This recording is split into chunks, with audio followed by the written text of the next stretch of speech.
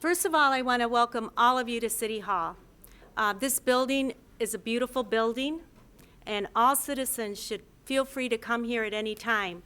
I also want to remind you that Bernard's photography is on this main floor in the atrium, upstairs in the atrium, along this wall in the atrium on the inside, and then we also have photographs on the right and left of us, on the right and left of you and me. So I hope that you will feel free to take postcards. Bernard has been very generous to bring postcards and bookmarks to share with the community. So on behalf of the City of Holland and the Human Relations Department, we're very happy to have Bernard Kleina here.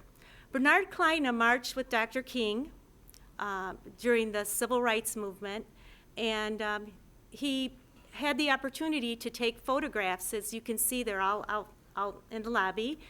But his photographs are unique because they're in color. So without further ado, I'd like to introduce Bernard Kleina.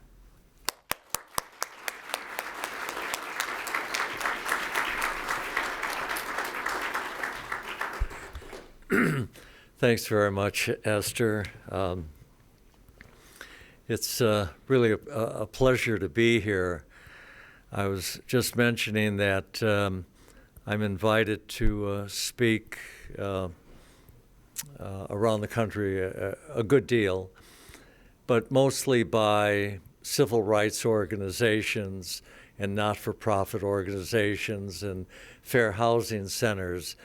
And it's only a few times that I've been invited by a city to speak. Although, and I'm not going to criticize Holland, but when I gave a talk in Hollywood, Florida, they met me at the airport. They gave me a police escort,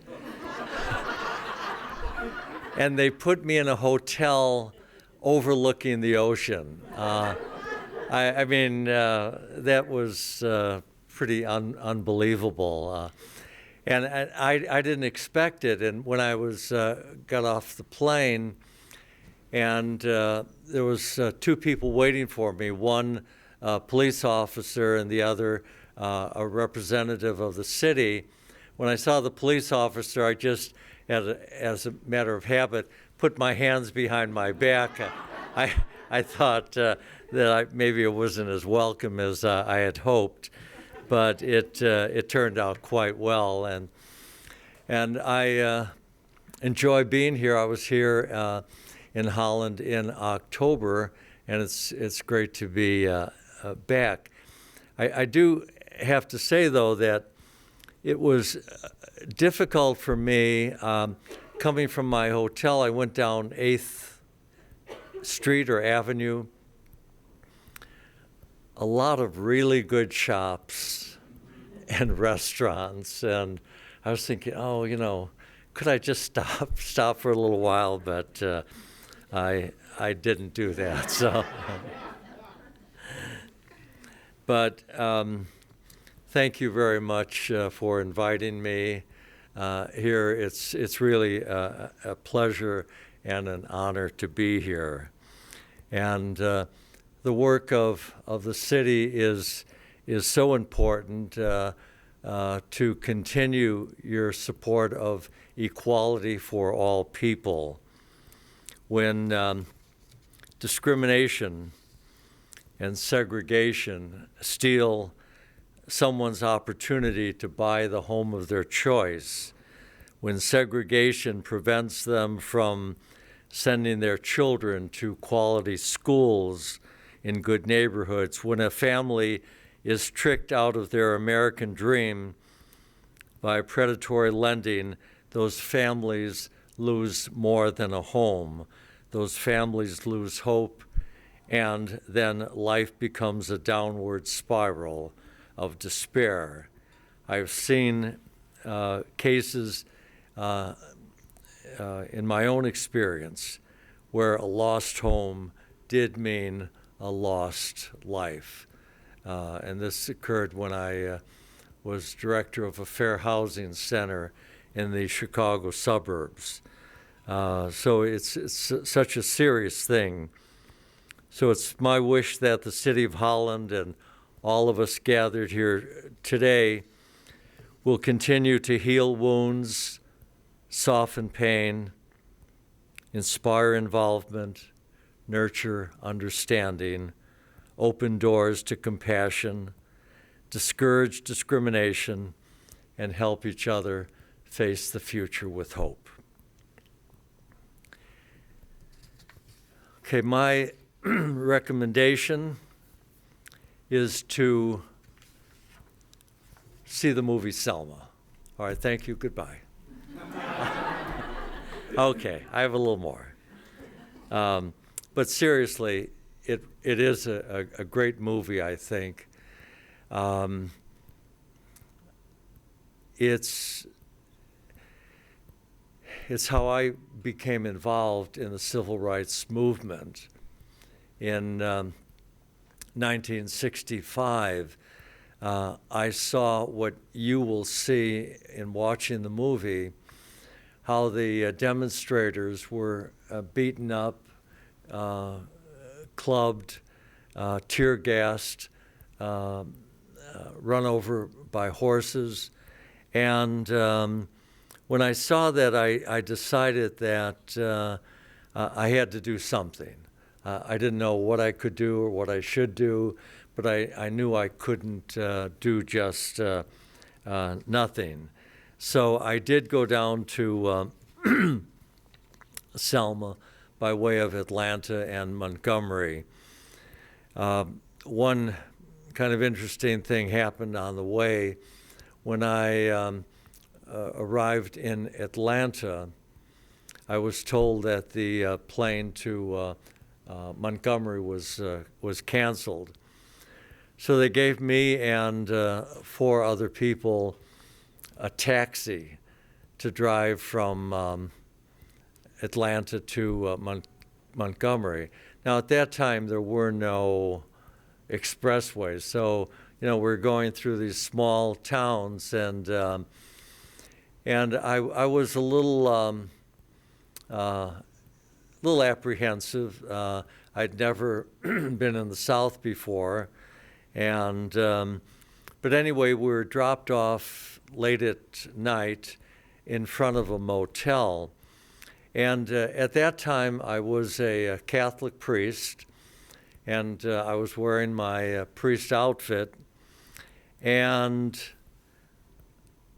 so we could no longer get a bus to take us from Montgomery to Selma. So we had to stay overnight at the motel. So I went into the motel and I said, "Do you have anything available?" And he said, "No, I'm sorry, we don't have anything. We're all filled up." Well, one of the fellas in the cab with me was from the Justice Department. I didn't know that when we were riding. So he pulls out his identification and he said, "Are you sure you don't have anything available?" And then the guy said, "Oh, wait a minute, I think we do." So I was able to stay at that motel and left first thing in the morning. But I guess it was my first experience with housing discrimination, and I've been involved in that work from 1970 until just 2 years ago. So I guess we all get our start in some fashion. When I went down to Selma, I went there because people technically had the right to vote, but they had to get a permit to vote, and they had to pass a certain test. And again, I don't like to keep referring to the movie, but it's a very good movie. But you'll see the kind of questions they asked prospective voters. So even though they had the right to vote, Practically speaking, they didn't. So I brought with me a couple of the questions that were asked. It was called the 1965 Alabama Literacy Test. And so here's the first question. A U.S. senator elected at the general election in November takes office the following year on what date? Okay, anybody? All right. January 3. When the Constitution was approved by the original colonies, how many states had to ratify it in order for it to be in effect? 9. The number of representatives which a state is entitled to have in the House of Representatives is based on, now this you probably think is an easy one, population as determined by census, but less untaxed Indians. So you got to get that all in. So now I know this is a bright audience and you've known all of them. And then one of my favorite questions, the Constitution limits the size of the District of Columbia to, and the answer is 10 square miles. Now, who would know that? I mean, really. And so again, technically, African Americans had the right to vote, but in a practical way, they really didn't, because virtually nobody could pass the test, and they kept changing the questions as they went along. Now, when I was in Selma, we spent most of our time in the Brown Chapel, and maybe you've all seen pictures of the Brown Chapel, but I've often said that even though I was a priest, I spent more time in a chapel in Selma than I ever spent in my own church on any given day. And we used that time to sort of get acclimated to what was ahead, because it was a very dangerous time. The week before I went down there, Reverend James Reeb was beaten to death. He and a friend went to a restaurant, and they probably made the mistake of going beyond the boundaries of the black community, and he was killed. And so it was a dangerous time, and so we spent the time kind of learning about civil rights, about discrimination issues, and it really opened my eyes not only to what was going on in the South, but what was happening in the North. I have to admit that before I went to Selma, I pretty much thought that discrimination, especially the most blatant kind, was just in the South. But when I went to the South, they sort of opened my eyes to the fact that it was going on throughout the country, and so it was an eye-opening experience for me. Each day we would march either to the City Hall or to any other place, but at that time it was mostly to the City Hall.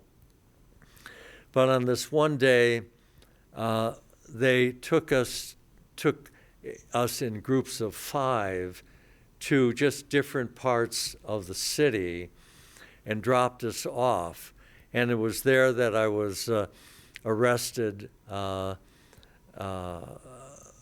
for parading without a permit. Now, as I tried to explain to the guy who arrested me, I said, there are only 5 of us. We didn't carry any signs, no badges, nothing. And I said, I've seen small town parades before, but this is ridiculous. He didn't have a real good sense of humor, so we were taken into custody, and fortunately, I made it on the front page of the Selma Times-Journal. That's me being arrested there. And this paper came out on March 21st, 1965, which is the day of the successful march to Montgomery. Now here again, I'm not here to criticize you, but somebody could have come up to me and said, I saw your picture in the paper in '65, you haven't changed a bit. But nobody. And, I'm devastated by it. But there may be a few more of these around, and if anyone wants them, and I'm through now with my prop here, so I'll just leave it. If anyone wants it, you're welcome to take it.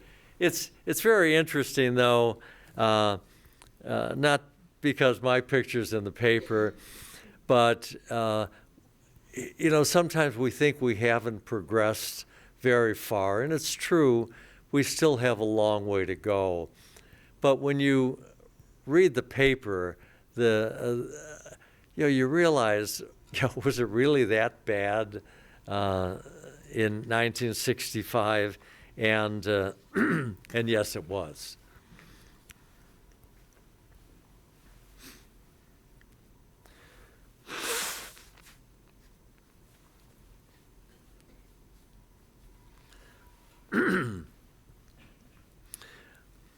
I forgot to mention that if you have any questions at any time, don't hesitate to ask. My just like me, I'm not what I used to be in '65. So if I have a little difficult time hearing you, I'll let you know, and you can just repeat it more loudly. Anyway, after I got out of jail and went back to the north, which for me was in the Chicago area, Dr. King followed me. Of course, I like to say he came north because he wanted to follow me, but again, that might be not truthful. But he came north. I like to say he came to comfort the afflicted and to afflict the comfortable. But more specifically, he came to focus on open housing, which we now call fair housing, and to eliminate slums and segregation, especially that based on race. And the Chicago Freedom Movement and his participation in it was the first large-scale fair housing campaign in the country, and was the most ambitious civil rights campaign in the North. It placed the issue of equal opportunity in housing and the fight against housing segregation, not just before the people of Chicago, but before the nation. And it was really an honor for me to participate in the marches. I have to say, though, that it was not an easy thing. The marches in Chicago were a shock to me, and evidently to Dr. King, who said that the marches in Chicago were more violent than the marches he experienced in the South, which really surprised me. But one of the marches I was in, people were, and again, they were completely nonviolent.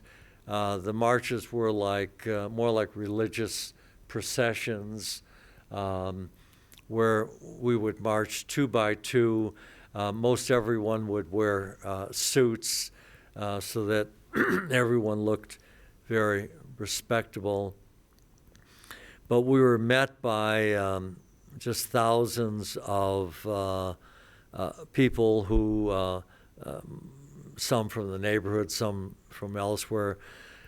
We were met with cherry bombs, rocks, bricks, bottles, spit. It was a very difficult time to be to be nonviolent, frankly. In in college, I played football, and frankly, I wasn't accustomed to people doing those things to me and getting away with it. But Dr. King really is right about nonviolence and the importance of not retaliating. Had we or he retaliated in some way, the history of the civil rights movement would have been entirely different.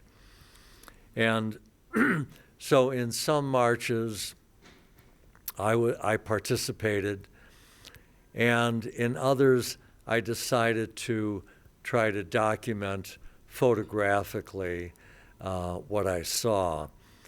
And I say, try to document.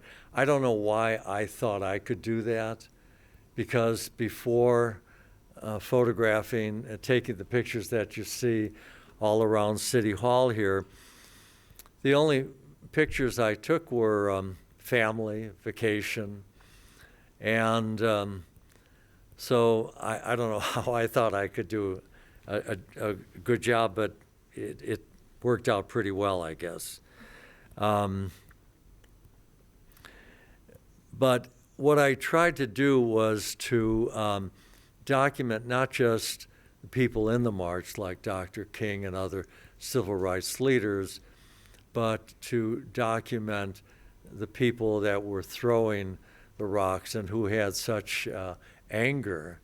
And, as I photographed them, I'm thinking, why are you so angry?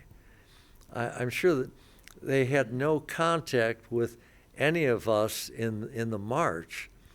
The other thing that I meant to mention is, as a Catholic priest too, I was shocked that some of the people throwing rocks and bottles at me were wearing St. Rita and St. Leo T-shirts. And I'm thinking, there's something wrong here. Dr. King describes some of the demonstrations in Chicago in this way.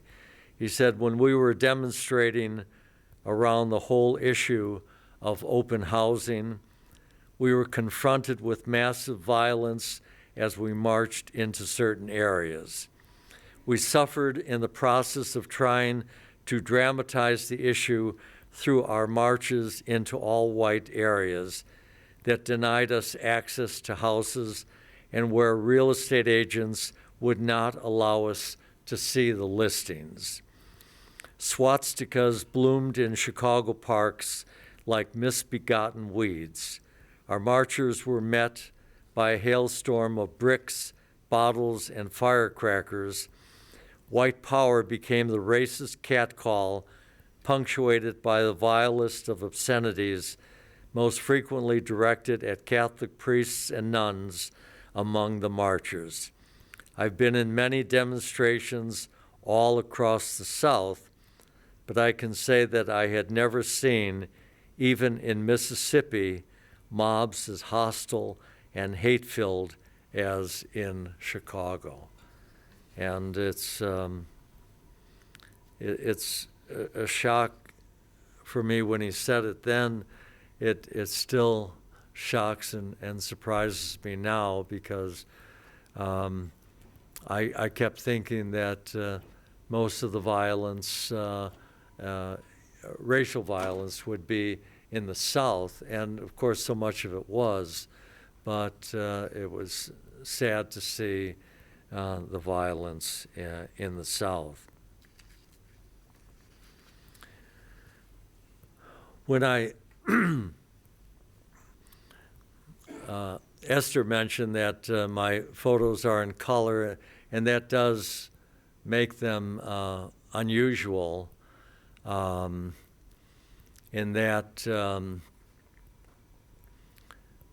there's virtually no color photos of Dr. King anywhere. If you look through book after book of images of Dr. King, they'll all be black and white. And, they're great photos. And I think this is a case where ignorance was bliss, where it didn't even occur to me to shoot in black and white. And I didn't think anything of it at the time, but now when I think back, I realize that I did something that other photographers just didn't do. And the other thing too along this line, whenever I look at my photos, I think, I should have done this, I should have done that. Nothing is ever quite right. I am a perfectionist in that regard. I think, why didn't I do more of this anyway? When I gave that talk in Hollywood, Florida, the mayor, I was sitting next to the mayor of Hollywood, and he asked me what kind of camera I used. And I said it was a Kodak Retina reflex camera. And so he didn't say anything. Well, he said he had one like that. And so much to my surprise, he sent his camera to me, which I still have. And I looked at the camera and I looked through the camera, and I'm thinking, well, maybe I didn't do so bad after all, because, we kind of forget what cameras were like then because of the cameras that we all have now, whether they're on our iPhones or whether, real cameras or not. It's just a different world in terms of photography. So sometimes that makes me feel a little bit better about my own photos. The reason I wanted to document the demonstrations photographically is so that others who were not there could see what I saw and could feel what I felt, and could better understand what I understood at that time. I think I also realized that I photographed the Chicago Freedom Movement so that I would not forget what happened in Chicago, so that I would continue to feel the passion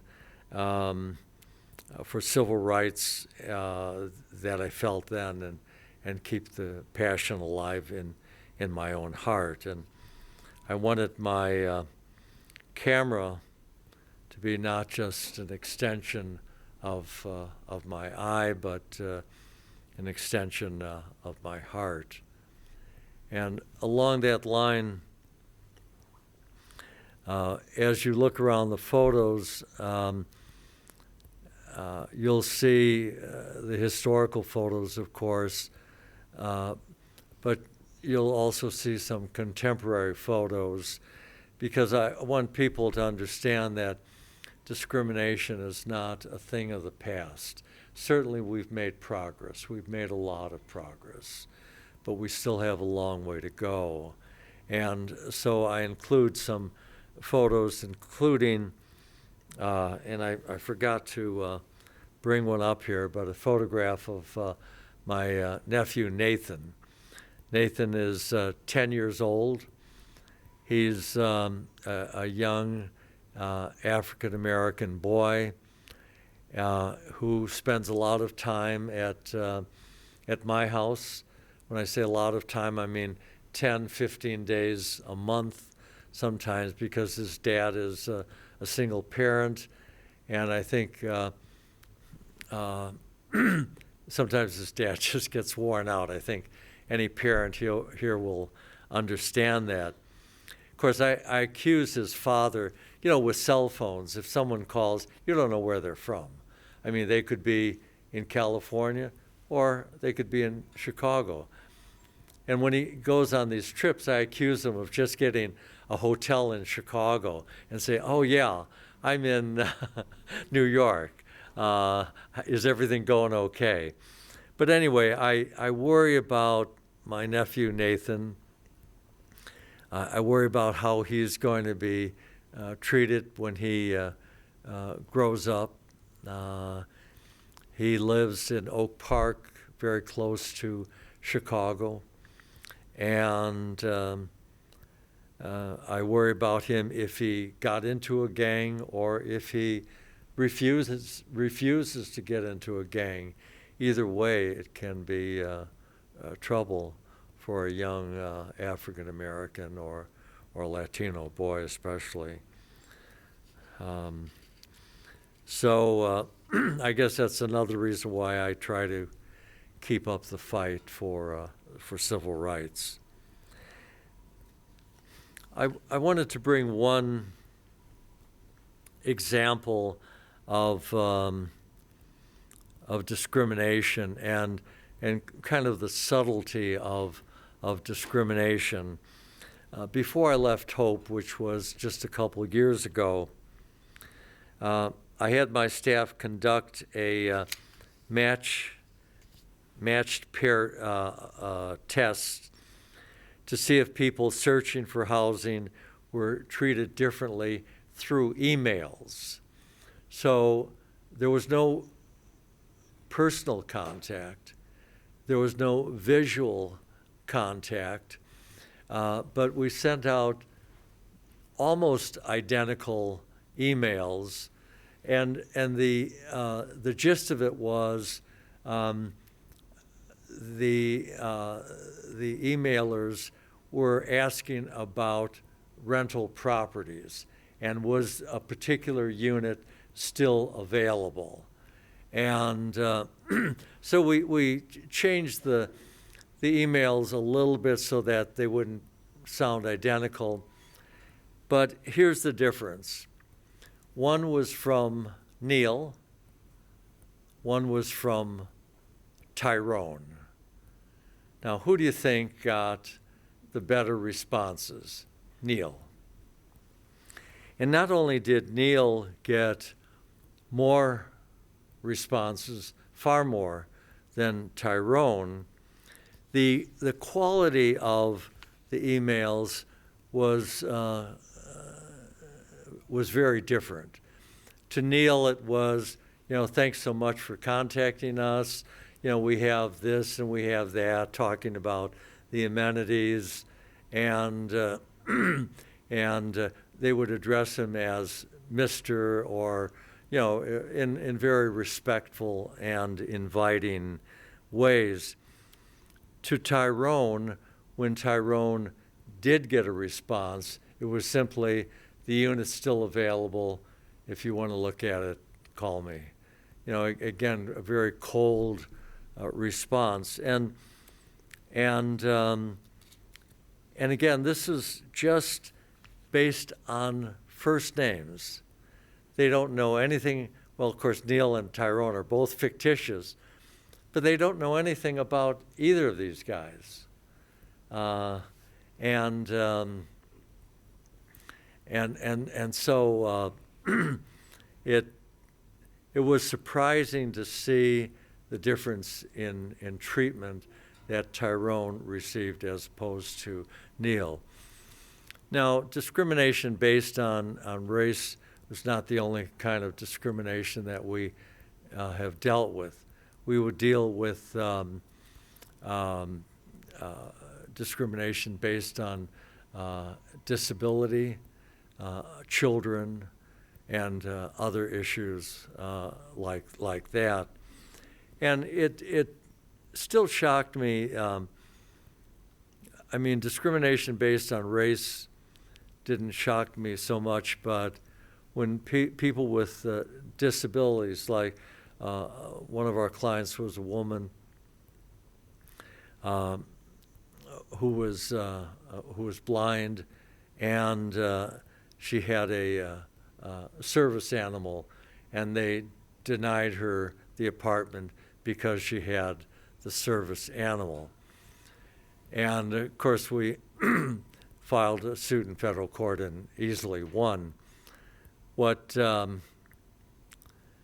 still makes me laugh a little bit is her name is Wolf, and her boyfriend's name Barker.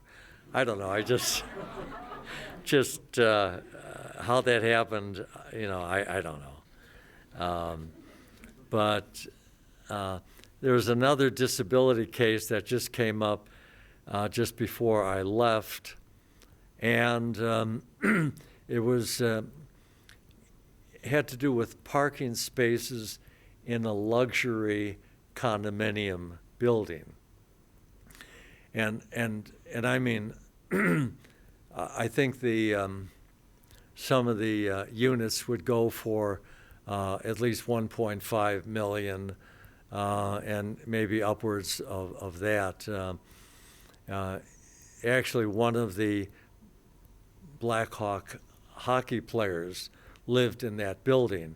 Now, he was not part of the lawsuit at all, but what was the issue is that they followed all the regulations as far as setting aside handicapped spaces in the parking lot. And it was a tiered parking lot. But then they sold the parking spaces to people who were not disabled. So our client who lived there, who was disabled, was forced to leave his handicapped space for someone who wasn't handicapped but who paid for the space. So, well, needless to say, we won that one as well. But it just, I don't know, it just amazes me sometimes as to what people still do and the way people are taken advantage of in housing, and that was my main field. And I just want to remind you, if you do have any questions, don't hesitate to ask. We don't have the luxury in American society to throw away human beings, and that's what we often do if we don't provide everyone with at least the prospect of a chance. Our country should be about the business of providing everybody with hope. And an important part of this hope, especially for young families, is the hope of owning a home. In America, home ownership is still a symbol of success. It is also the largest inheritance that our children are probably ever going to get from us. And so home ownership is very important, not only for this generation, but for future generations. We all benefit when more people find it possible to buy a home and more people feel invested and feel a stake in the society. If we want our country to progress, and if we want people to have faith in the society in which they live, we need to give them a stake in that society, and home ownership is one of the traditional ways in which Americans have felt that they have a stake in the society in which they live. And sort of in keeping with that,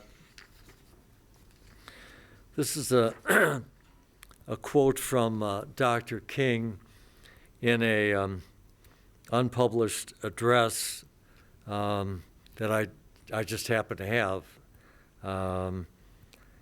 And he talks about, he says, a riot is the language of the unheard. And we must honestly admit that there are several things that America has refused to hear. America has not heard that the plight of the Negro poor has worsened. America has failed to hear that the promises of freedom and equality have not been met. And he goes on from there. But then he says, social justice and progress are absolute guarantors of riot prevention. And I think that's why we're still seeing riots around the country. As we're all well aware, there have been issues in Ferguson and New York and in Florida and elsewhere. And I think, I guess, regardless of the issues, I would like to see the demonstrations more peaceful than some have been. Most are. And I'm not surprised that some are not. But I think Dr. King was most effective because he was nonviolent, because he didn't respond with violence, which certainly he could have done. And here's another quote of Dr. King, which he gave in Soldier Field in 1966. Some of the photos that you see. Which photo is that? Oh yeah, that's my nephew. You know, I can't help it. I think he's adorable. What can I say? And of course, he had a wonderful photographer taking his picture. But anyway, in this talk that Dr. King gave in Soldier Field, and some of the pictures that you see are from Soldier Field when he was giving this talk. And he talks about our power is not in violence. Our power is in our unity, the force of our souls, and the determination of our bodies. This is a force that no army can overcome, for there is nothing more powerful in the world than the surge of unarmed truth. And what he says here, I think, is a good reminder for all of us, because people do get frustrated. They do get angry. They take out their anger in violence. But he reminds us that, he says, I've watched this nonviolent power over the last 12 years. It crushed the sagging walls. I watched it crush the sagging walls of bus segregation in Montgomery. I watched it stand before violent dogs and powerful water hoses in Birmingham with a strength and endurance that forced the nation to write a revolutionary civil rights bill. I watched this power in Selma as he brought the likes of Jim Clark to political doom, and with the pen and ink of human sacrifice wrote the Voting Rights Bill of 1965. So he talks about the success of nonviolence, and I think this is something that we have to keep in mind, which probably all of us, most of us, forget. And so much was accomplished by simply not responding to anger. And then I just want to leave you with kind of one last story.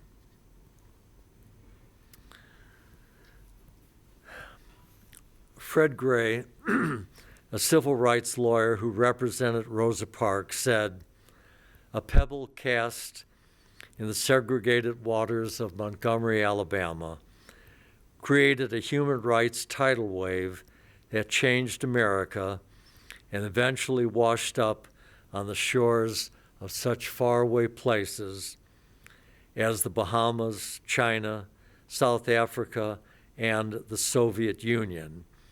And it all started on a bus." And that's the line I like the best. It all started on the bus. Because I think a lot of us, we look at King and we look at other civil rights leaders and think, "Oh, I can't do that." But there are opportunities for all of us. And so the question for all of us is, where is our bus? Is it on the streets of America? Is it in our office, our school, our city hall, police department, place of worship, or waiting for us on our computer, our iPad, or iPhone? In 1965 and 1966, Dr. Martin Luther King marched peacefully and courageously in Chicago for housing justice and human dignity.